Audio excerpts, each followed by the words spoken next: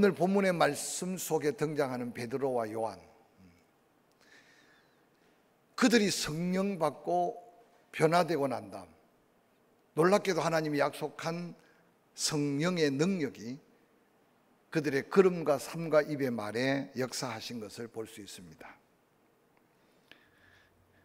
특별히 베드로가 처음 성령에 감동되어 설교할 때, 그가 만난 예수 또한 그 예수를 증거할 때 하나님께서 나사렛 예수로 큰 권능과 기사와 표적을 너희 가운데 베풀었다. 그 놀라운 예수를 내가 너희 앞에 증거한다. 그러면서 예수 그리스도를 자랑하고 예수 그리스도를 그들 앞에 당당하게 증거하는 모습을 보게 됩니다. 신약 성경 가운데 이 칼로스라고 하는 단어가 100번이나 등장할 정도로 아주 중요한 한 단어로 나타납니다. 이 칼로스라는 단어를 우리말로 번역한다면 알기 쉽게 매력이라는 단어입니다. 킹 제임스 버전에서는 그냥 굿으로 표현하고 있는데, 번역할 때 진실된 것, 선한 일, 때로는 등으로 번역합니다. 라틴어에서는 이 칼로스를 말쑥한, 우아한, 보기에 멋지고 아름다운, 좀 더 원어에 가깝게 해석한 것 같습니다. 특별히 야고보서 2장 7절에 예수 그리스도를 가르쳐 그 아름다운 이름, 그래서 예수 그리스도의 가지고 있었던 매력의 포인트가 뭔가를 이 칼로사라는 단어로 더욱더 강조하고 있습니다.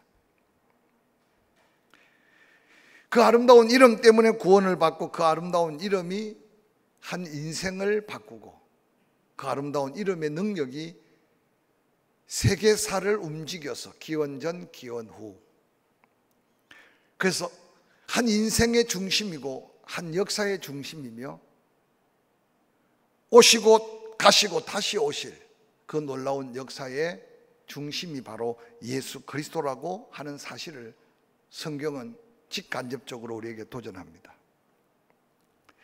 예수 그리스도가 가지고 있는 매력 중의 매력은 베드로가 외쳤던 것처럼 큰 권능, 기사와 표적, 예수 그리스도가 하나님의 아들 되시고 하늘과 땅의 모든 권세를 가지심을 보여주심으로 어리석고 무지한 인생들이 그것을 통해 하나님을 알고 예수 그리스도를 믿고, 그리고 그 예수 그리스도의 매력 있는 그 이름을 통해서 그 인생과 운명이 바뀌어지는 역사가 사도행전의 역사 속에 계속 이어집니다.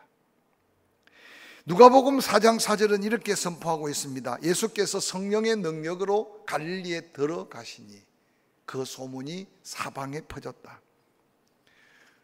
예수님이 그냥 지나쳤다면 무슨 관심이 있었겠어요? 그런데 예수님께서 가시는 곳곳에 능력을 행하셨다.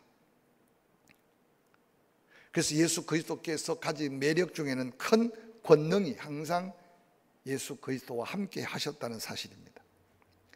마태복음 11장 20절에는 예수께서 권능을 가장 많이 베푸신 고을이 있었다고 말하고, 마태복음 13장 54절에는 고향으로 돌아가서 저희 회당에서 가르치시니 저희가 놀라 이르되 이 사람이 가지고 있는 이 지혜, 이 능력이 어디서 났느냐.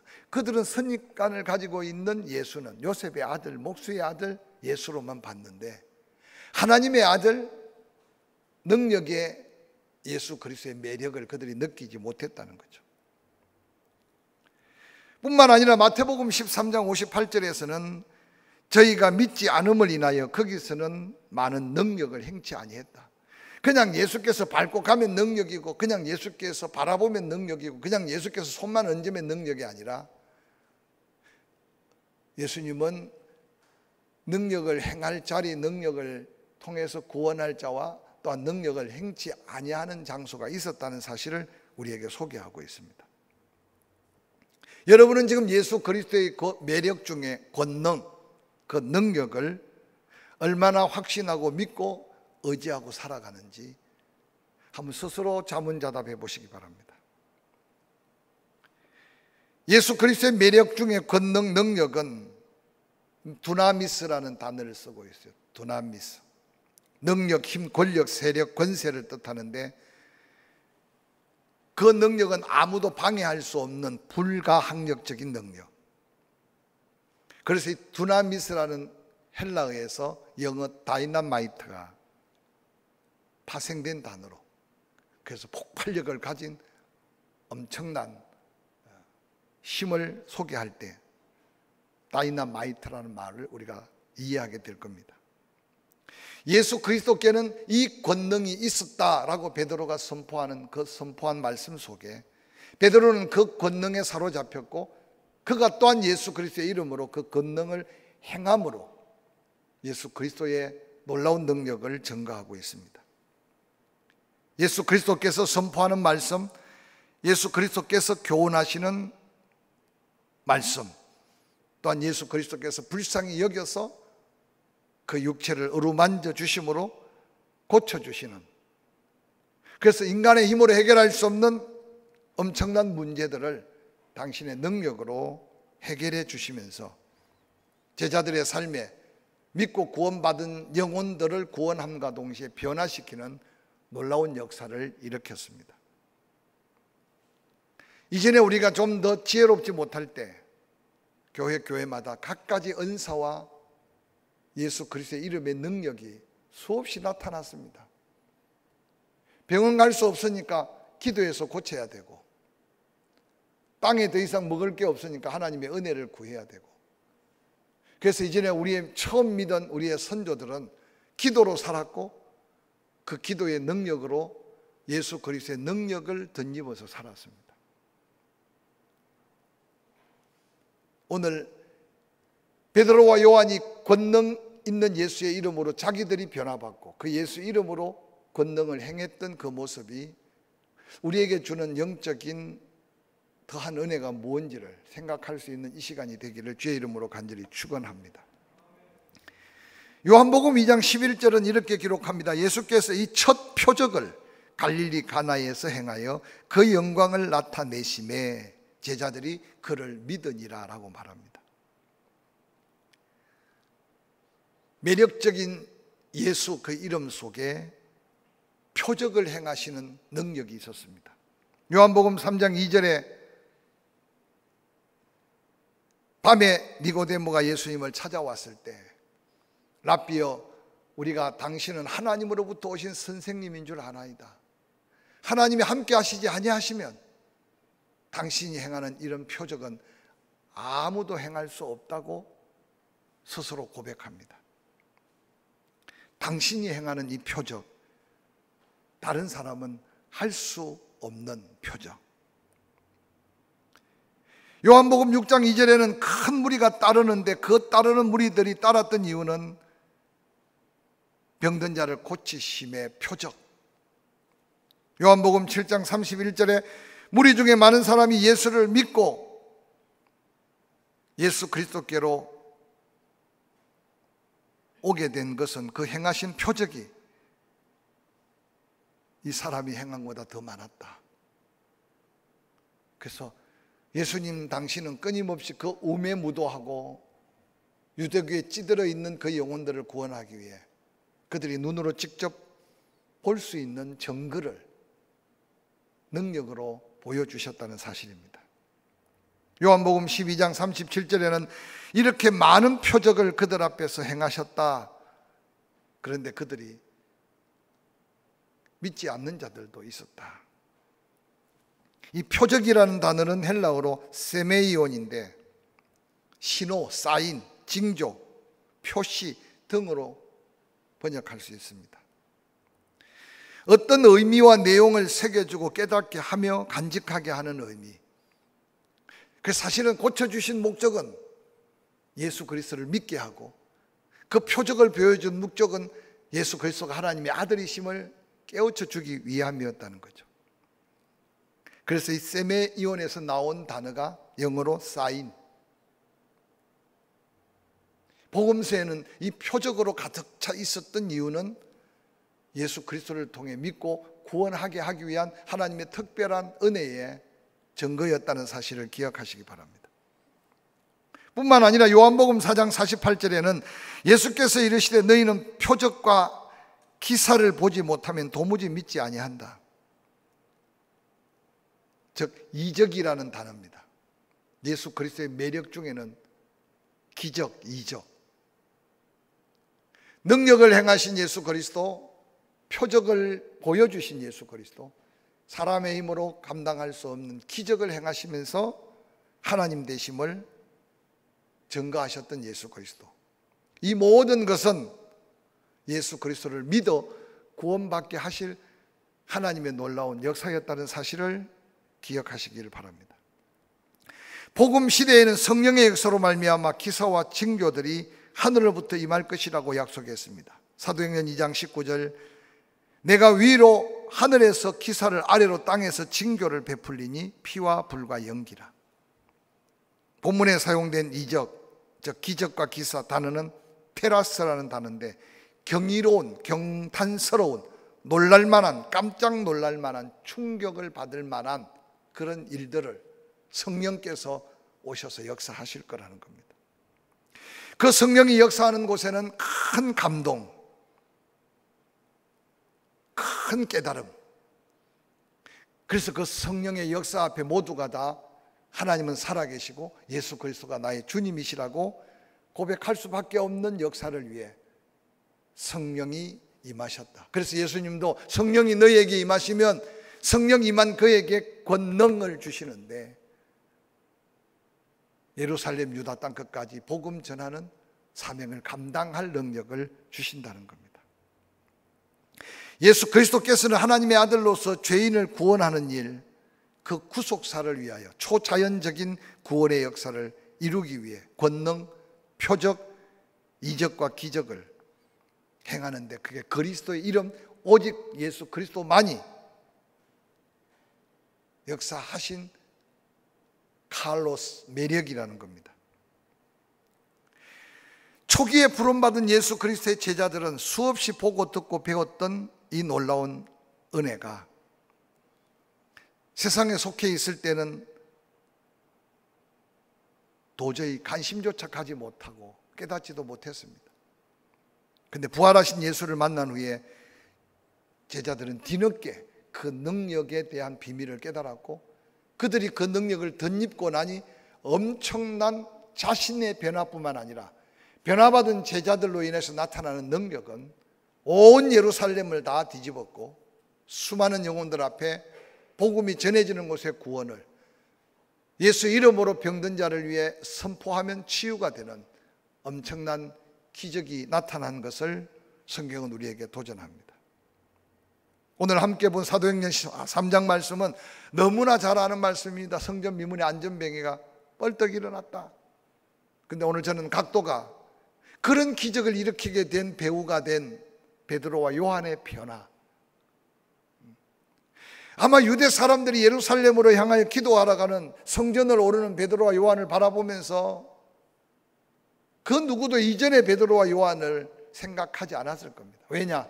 오순절 마가다락방에 성령 받고 변화된 베드로와 요한은 이전의 베드로와 요한이 아니었습니다.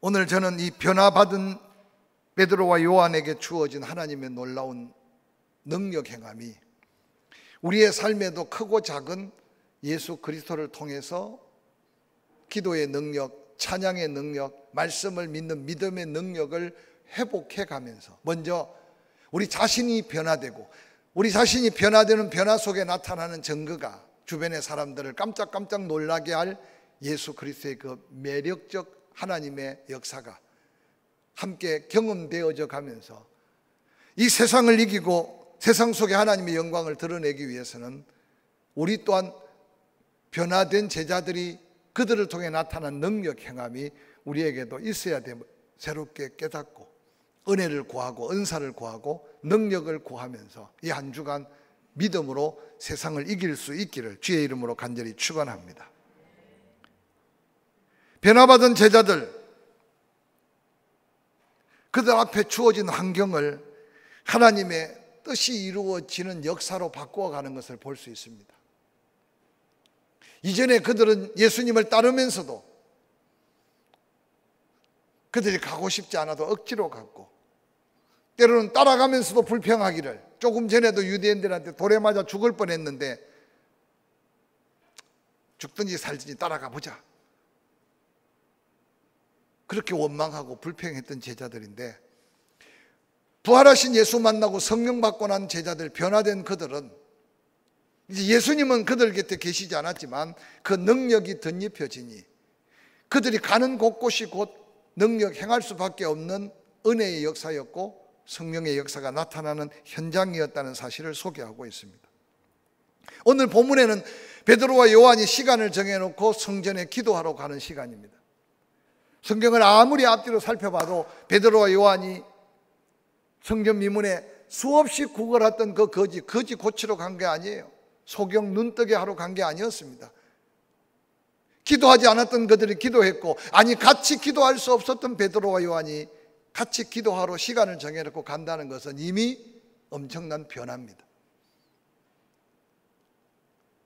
전에도 성전 미문의 안전병이를 아마 베드로와 요한은 수없이 보았을 겁니다. 아니 지나치다가 혹시 여유가 있으면 푼돈으로 그를 구걸하는 동정에 동전을 던졌을 수 있을 겁니다. 그런데 성령 받고 그가 변화된 능력을 갖고 나니 정말 그에게 필요한 게 무엇인지를 그때서 깨닫게 되었습니다. 그래서 베드로와 요한이 말합니다. 우리를 좀 주목해 봐라. 그 말 속에 들은 의미가 뭐겠습니까? 전에 난 네한테 동전 하나 던졌던 베드로가 지금 아니야. 그리고 내가 전에 지나갈 때는 너의 필요를 몰랐어. 근데 내가 변화되고 능력이 있고 나니 너의 가장 필요한 게 무엇인지 내가 깨닫게 되었어. 너는 동전 몇 푼이 필요한 게 아니라 나를 나 되게 하고 우리를 우리 되게 한 나사렛 예수, 세상 사람들을 조롱하고 비아냥거리지만 그 예수가 나를 베드로 되게 하고 그 예수가 요한을 요한 되게 해서 너도 그 예수가 필요해. 예수의 이름으로 명하노니 일어나 걸으라고 외치는 이 외침은 쉬운 외침이 아니고 누구나 할 수 있는 외침이 아니었습니다. 오늘 우리는 믿음으로 산다고 하지만, 하나님의 이름을 믿고 의지한다고 하지만 때로는 환경에 짓눌리고, 때로는 여러 가지 사람에 짓눌리고, 때로는 분위기에 엎슬리고, 그래서 어느 날 이 매력 덩어리인 예수를 내가 영접하고 그 예수 그리스도께 약속한 능력이 나와 함께하고 그 성령이 나에게 함께하지만 우리는 당당하게 그 예수 그리스도를 전할 수 없는, 그 이름을 선포할 수 없는 나약함을 가지고 살고 있지 않는가를 돌아보시기 바랍니다. 오늘 대부분 그리스도인들이 특별한 일이 있어야 기도합니다. 특별한 문제가 생겨야 하나님을 찾습니다. 근데 기억하세요. 우리가 밟는 땅, 우리가 만나는 사람, 우리가 만지는 수많은 것들 다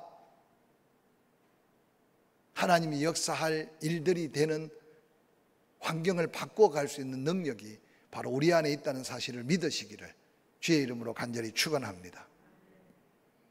때로는 들려지는 소문도 예수 그리스도의 매력을 선포할 기회로 삼아야 하고, 누구를 만나든지 우연한 만남이라 생각하지 말고 내 안에 있는 그 예수를 마음껏 어떤 모습으로든지 전해가면서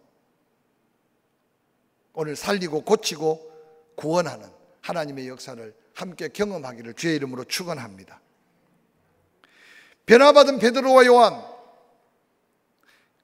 그들은 자신의 경험, 자신의 체험 있는 것으로 만족하며 선포하며 사용했습니다.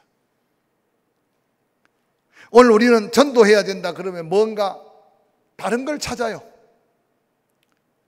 전도 용품이 화려해야 되거나 전도 기술이 뛰어나야 되거나 아니면 전도하는 분위기가 돼야 되느냐, 아니면 누구와 함께 가야 되느냐.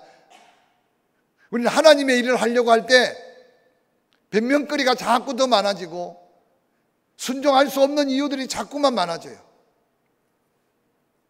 하나님이 우리를 부르실 때는 감당할 만하니까 부르셨고 맡길 만하니까 맡겼다는 사실을 기억하고, 내게 주어진 그것만 가지고 하나님의 능력을 덧입어 권능을 행하고 표적을 행하고 기적을 행할 수 있다는 확신 갖고 여러분이 손을 내밀고 마음을 열고 입으로 선포하는 믿음을 가지시기를 주의 이름으로 간절히 축원합니다. 요한복음 6장에 보리떡 5개 물고기 2마리로 5,000명을 먹이고 12강줄을 남겼던 것은 그냥 깜짝 놀랄 한 이야기를 전가하는 게 아니라 작은 아이가 가지고 온, 제자들이 볼 때도 이 많은 사람한테 이게 무슨 어디에 쓰겠습니까 했지만 그 드리는 그 손길을 통해 하나님은 기적을 행하셨어요. 제가 언젠가 설교했지만 과연 여러분의 냉장고에, 여러분의 집에, 여러분의 삶의 자리에 보리떡 5개 물고기 2마리가 없어서 기적이 일어나지 않는가라고 묻는다면 아무도 네라고 말하지 않을 겁니다. 우리는 보리떡 5개가 아니라 보리떡가 한가득하고 물고기 2마리가 아니라 물고기가 한가득한데도 기적이 일어나지 않는 이유는 내게 있는 것을 통해 하나님의 역사를 기대하는 믿음과 그걸 통해 하나님 역사가 나타날 수 있도록 하나님의 기쁘신 뜻을 따라 헌신하고 충성하는, 내게 주어진 것도 사용하지 못하는, 그래서 하나님의 능력을 체험하지 못할 때가 얼마나 많은지 모릅니다. 사무엘상 17장에는 모두가 두려워서 벌벌 떠는 골리앗을 쳐 죽인 다윗의 이야기가 나옵니다. 사울의 갑옷을 입어봤어요. 창도 들어봤어요. 칼도 들어봤어요. 다윗이 익숙지 않았다 그랬어요. 몸에 맞지 않았어요. 다윗이 칼이 없어서, 창이 없어서, 갑옷이 없어서 전쟁터에 나갈 수 없었던 게 아니라 칼도 있고 창도 있고 갑옷으로 무장한 그들도 벌벌 떨고 있는데도 다윗은 아무 무장 없이 골리앗 앞에 나설 수 있었던 것은 골리앗을 바라본 게 아니라 자기와 함께 하셨던 전능하신 하나님을 믿고 그 이름으로, 할렐루야. 과연 다윗이 물맷돌을 잘 써서 골리앗을 죽였을까요? 천만에. 다윗이 유일하게 공격할 수 있는 무기는 양을 칠 때 악한 무리들, 짐승들을 공격하기 위해서 물맷돌을 수없이 던져봤던 물맷돌밖에 없었던 게 아니라 다윗이 가지고 있는 그 물맷돌을 통해 하나님의 기적을 이루게 된 거예요. 여러분의 시간이 필요하고 건강이 필요하고 물질이 필요할 때 여러분 모아서 하려고 생각하지 마세요. 더 나아지면 하려고 생각하지 마세요. 하나님 무언가를 감동하실 때는 할만하니까 감동하시고, 그 감동할 때 두렙돈, 그 감동할 때 500리어가 물맷돌의 능력으로 하나님의 기적을 보게 한다는 사실을 믿으시기를 주의 이름으로 간절히 축원합니다. 뿐만 아니라 요한복음 16장 24절은 이렇게 격려하며 도전합니다. 지금까지 너희가 내 이름으로 아무것도 구하지 아니하였으나 구하라, 그리하면 받으리니 너희가 기쁨이 충만하게 될 것이다. 예수 그리스도를 온전히 그 매력을 깨닫지 못하고 그 능력을 확신하지 못하고 그 이름의 권세를 믿지 못했을 때는 구하지 아니했다. 오늘 우리에게 재해석한다면 예수 이름 안 불러도 먹고 살만하니까 구하지 않았고, 예수 이름 안 불러도 그냥 건강하니까 구하지 않았고, 예수 이름 안 불러도 살만하니까 구하지 아니했지만 이제는 그 이름의 권세를 기억하고 구해라. 그러면 받는다. 할렐루야. 받음으로 너희 안에 기쁨이 충만하게 될 것이다. 변화받은 베드로와 요한은 예수 그리스도의 그 은혜 안에 사로잡히고 나니까 자기에게 주어진 믿음이 얼마나 귀중한지를 깨달았어요. 그래서 그 믿음이 필요할 때마다 꺼내서 그 믿음을 사용하고 있는 모습을 우리는 보게 됩니다. 오늘 성전 미문 안전병인을 향하여 유일하게 한 것은 나사렛 예수의 이름으로 내가 네게 명한다. 일어나 걸어라. 근데 그 안전병이에게 믿음이 있어서 일어났다고 생각이 들지 않아요. 베드로와 요한이 믿음을 가지고 명하면 그가 그냥 벌떡 일어나야 되는데 갑자기 동전 줄 줄 알았는데 뭐 예수 이름, 수없이 성전에서 찬양하는 소리를 듣고 수없이 예수 이름을 들었으나 그 예수 이름이 그 안전병이에게 주어진 능력이 되지 못했던 것은 그를 향해 누군가 선포하지 않았어요. 근데 확신에 찬, 아니 믿음의 확신에 찬 베드로는 그 안전병에 손을 붙들고 벌떡 이렇게 세웠어요. 베드로가 손을 붙들고 이렇게 세웠으니 그렇을까요? 베드로가 가진 그 예수 이름의 능력에 대한 확신이, 믿음이 손을 잡고 일으키는 그 순간 안전뱅이의 발에 힘이 들어가서 그가 일어나 걷고 뛰었다. 그런데 그가 정말 믿음의 능력으로 구원받아 걷고 뛰었으니 성전 미문에 귀로 듣기만 했던 찬송이 입으로 튀어나왔어요. 성전에 들어가서 뛰기도 하고 걷기도 하는 이 안전뱅이가 불렀던 찬송이 어떤 찬송일까 한번 생각해 보세요.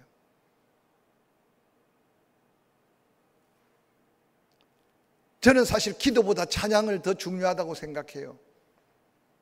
기도는 그냥 눈 감고 꿍얼꿍얼 하다 보면 예수 10년 20년 믿으면 저절로 그냥 기도문 하나가 툭툭툭툭 튀어나와.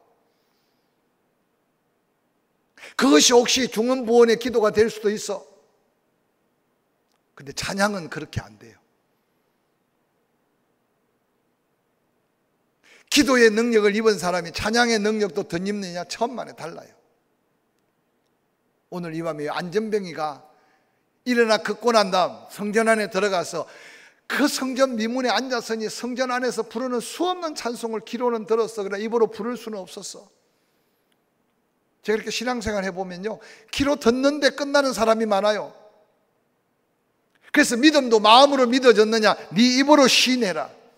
그래서 아멘 하는 것과 안 하는 것이 엄청난 차이가 있어요. 이것도 믿음의 증거요 습관이에요. 그냥 아멘이 되는 게 아니에요. 그 말씀이 내 마음에 팍 부딪혀오고 그 말씀이 성령께서 믿음으로 확 인쳐질 때 나도 모르게 아멘이 나오는 거예요.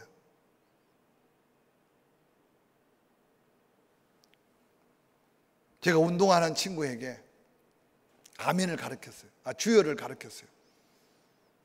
보링 선수인데 보링을 치면 10개가 한꺼번에 팍 쓰러지면 세상 친구들은 막 손을 흔들고 화이팅을 하지만 너는 한번 주여라고 외쳐봐라. 됩니까 고등학생이? 목사 보고 보링 양이가 스트라이크가 나오면 주여라고 외치라 그래도 외치기 어려울 텐데 주변에 안 믿는 사람이 천지인데. 그래서 제가 만날 때마다 가끔 하기 힘든 줄 알면서 어느 날 물어봐서 요즘 되나 그랬더니 목사님 요즘 합니다. 주여 부른다고 해서 스트라이크가 계속 나오고 퍼펙트가 될 수 있는 게 아니라 그 마음속에 믿음이 달라지는 거예요. 오늘 이 밤에 여러분 추워진 믿음 가지고 선포한 예수 이름 때문에 안전뱅이가 일어나 성전 안에 들어가 걷기도 하고 뛰기도 하며 불렀던 찬송이 어떤 찬송일까 한번 생각해 보세요.